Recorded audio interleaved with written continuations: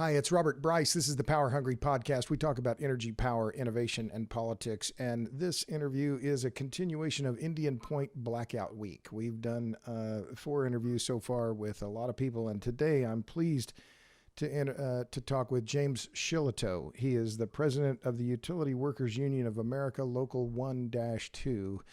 Which is the local that where the workers at the Buchanan plant, the Indian Point plant, are affiliated. Is that correct, James? That's correct. The majority of the workforce at Indian Point were Local 1-2 members. Of course, with any plant, there were other, people in and out, but we were the primary workforce for the operations and maintenance of the plant. Great. So, James, do you mind? I know I gave you your title, but on my podcast, I like people to introduce themselves. Yes. So could you give us just 30 seconds, or I know you're the president of the local, give us something else about yourself, if you don't mind. So, as you said, I am the president of Local 1-2, the Utility Workers Union of America.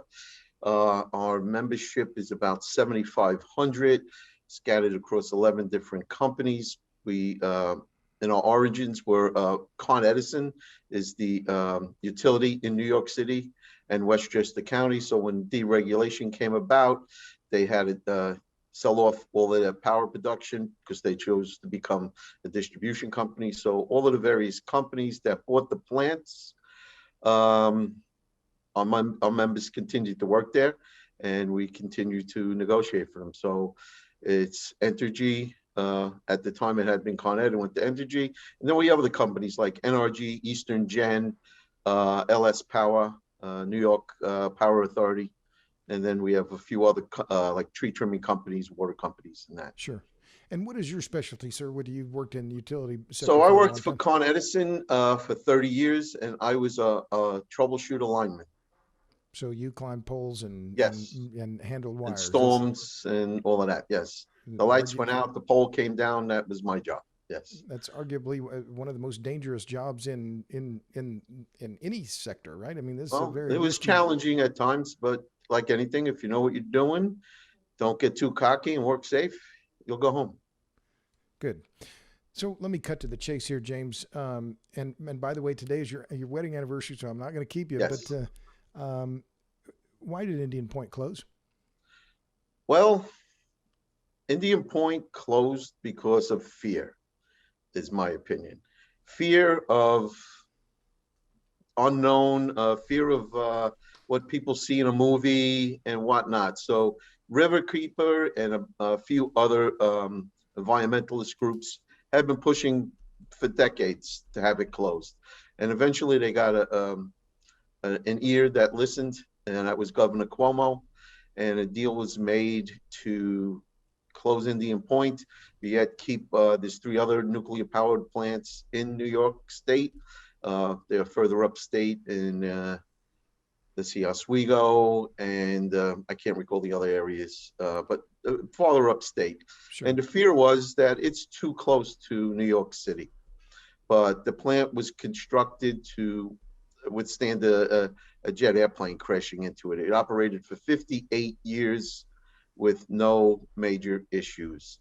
It ran before it closed for 758 days, I believe, which was a record for nuclear plants running consecutively in the world.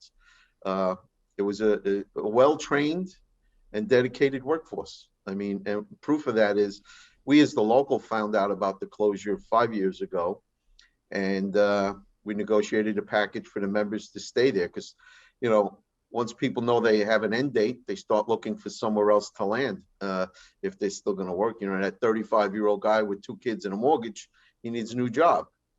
So rather than split, we negotiated a way to keep them there. Entergy did a good part by offering them jobs if they wanted to elsewhere in their nuclear fleet.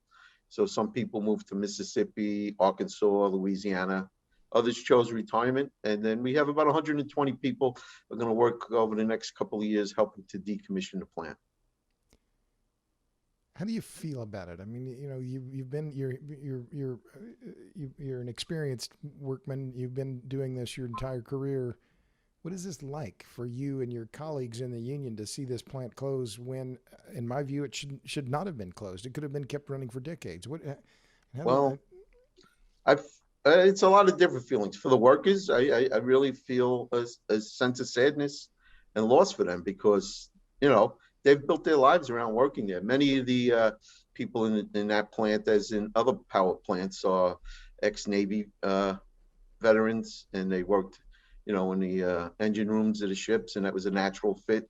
So those that worked in the nuclear fit, it's a natural fit. There was a lot of people like that, veterans that gave their years of service to the country. And now here, their state government basically made a deal to put them out to pasture. So, you feel a sense of loss. Also, we've done what we can. We're still trying to help transition some workers to some of the other companies we represent.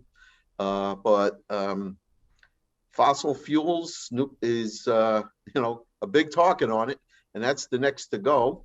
Here in New York, our governor has a very ambitious plan of 70% less fossil fuels burning for power production by 2030 and 100% by 2040. Now, closing Indian Point, you took away 1,000 megawatts last Friday of clean energy. So now they got to get 1,000 megawatts of renewable energy just to break even. And in the meantime, that loss of power is taken on by recently constructed or refurbished fossil plants. They're burning gas to make up for that loss of power. So it's confusing as to, it doesn't seem logical, much like I say in the fossil plants, many of them are looking to repower, and the cry now is similar to what was done for Indian Point. No, we have to shut them down. Rather than let them repower and burn cleaner up until 2040, the environmentalists don't want to allow them to do anything. So they're going to let them continue to burn with the outdated turbines and produce more pollution than if they repowered. So I went off a little bit of Indian Point, but the point is if they didn't shut down Indian Point, we would be able to take all of these gas plants out of service sooner. And then once we put, I don't know how many windmills are going to be out in the ocean, but it's going to be quite a few. And how many utility-sized solar farms upstate New York? There'll be a few. But there's not a piece of equipment in the ocean yet, nor is there anything in a field of utility size. So we got an uphill battle to just break even. So it doesn't logically make sense. And so the deal that closed Indian Point, by the way, was made prior to this plan to get to no fossil fuel burning by 2040.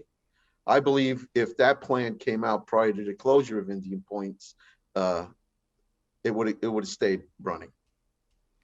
It would have made more sense. So the closure of this, does it make you cynical about politics and the green groups that push for the closure? A little bit, yeah. I mean, listen, I get it. Their heart is in the right place, but their process is wrong. And they're not looking at all of the facts. They look at the facts that fit what they want. And as I've said, we'll see what the future is. If there's going to be rolling blackouts or brownouts at time when it's peak power in the summer, particularly in New York City, there's only so much power that can be wheeled in right now. We have to build new transmission lines, and that's still on the drawing board. And then you have the NIMBYism of nobody wants it in their town or in their area. So we got to get past that stuff. So, but I want to turn back to what you said first, right at the outset, James. And my guest, if you're listening, is James Shillitto. He's the president of the Utility Workers Union of America, Local 1-2, where the majority of the workers at Indian Point were part of this union. Well, let me ask you that. So, how many of your members are losing their jobs? It's a complicated answer. So, the union is losing about 300 members. Now, I don't have the exact numbers, but there's around maybe 100 of them that will be going elsewhere in the energy system, so still working there. Others have chosen retirement. That's about 80 or 90. And we're going to have about another 120 or so working for at least the next 2 to 3 years for decommissioning. So when it's all said and done, we'll have lost over 400 members. People that are out of work, that's a tough one. There's not too many people that actually they didn't have a place for. We were able to negotiate a landing spot for pretty much everybody. I'm not going to say there hasn't been just a couple that didn't make the cut. There are, I don't have exact number, but it's pretty low. We were, again, because we had a few years to work on this. It just didn't happen overnight. I mean, I can only imagine what it is in Detroit when they just shut a plant down with less. We had a few years to plan for it.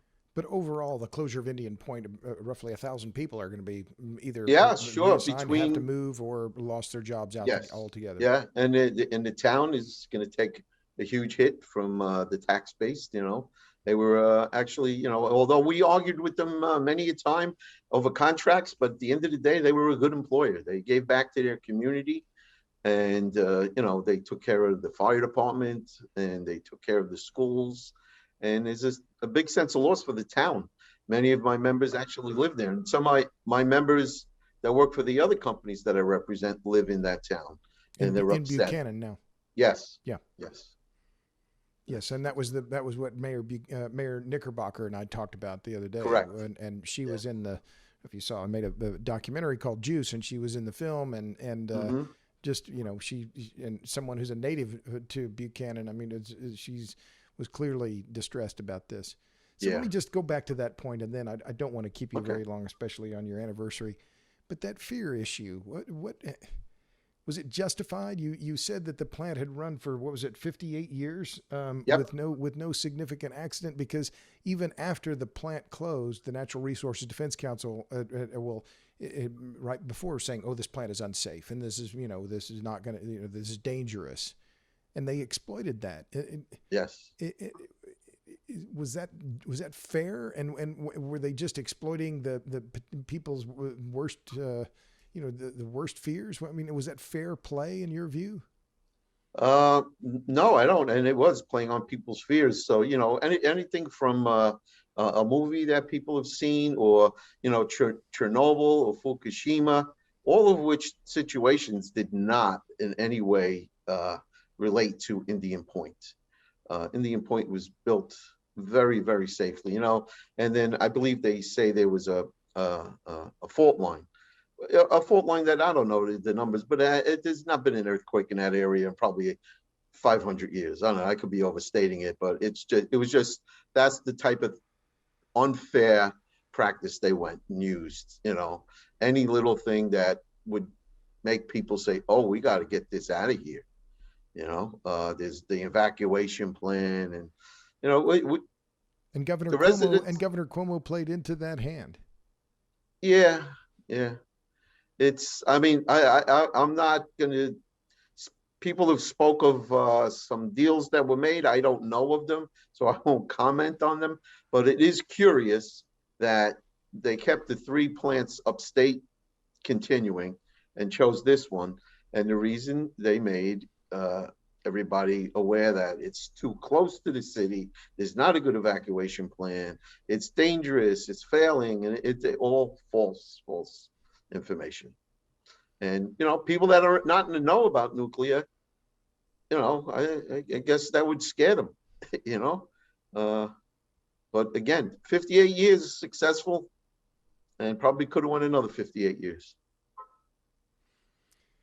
Well, maybe we should leave it there. It's unfortunate, deeply unfortunate, and it's a closure that should not have happened, but it did. And I wanted to get you on this podcast just to briefly talk about the union membership, because I'll ask you just one last thing. Sure. The issue that the Biden administration, the Cuomo administration, has talked about with renewables, are they going to create a lot of union jobs sometime in the future? But it seems to me they're trading good union jobs, well-paying jobs now for something that might happen sometime, in the future. Well, it's going to happen. Is that a fair trade, to trade the things you have now for something that might happen some other time? For me, it's not. So I do believe it's going to happen, but it's 10 or 15 years down the road before it really gets to where it needs to be. The majority of the jobs that'll be created by all these renewables is the construction, and that's one and done. The jobs to continue, I give you an example. We have another plant in Queens that I have maybe 150 people working there, and when it goes to renewables, it's going to have a battery storage and some other things. We'll probably have 25 people working there. Okay, that's happened at another plant we had that was closed down, and we went from 200 people working there to 40. So these new plants and the renewables don't require much operations and maintenance personnel. It's far less. And, we got, it's a challenge now for us to train the people to get that work and to keep it good union jobs, because I'm sure a lot of these companies would prefer it to be non-union, and that's obviously not going to be as well paid. Sure. So it's given us some challenges, and it's unfortunate, but we'll do what we have to do to get it done. And an average union worker in your union, sir, how much would they be making on an hourly or annual basis? In the mid 40s, $45, $48 average per hour. I mean, there's a nuclear plant operator, he was probably making $65 an hour. Okay. Gotcha. But then there's, so on average in the mid 40s. Sure. Good paying jobs. Sure. Well, Mr. Shillitto, thank you for your time. I appreciate it. You're welcome. Sorry to interrupt your anniversary. Well, but, it's not. It was by my choice. I did want to get on with you. I feel this was an important topic. And if you have more questions in the future, just give me a call. Okay. All right. Okay. Good luck to you, sir. Thank you. Thank you. Bye-bye. Bye.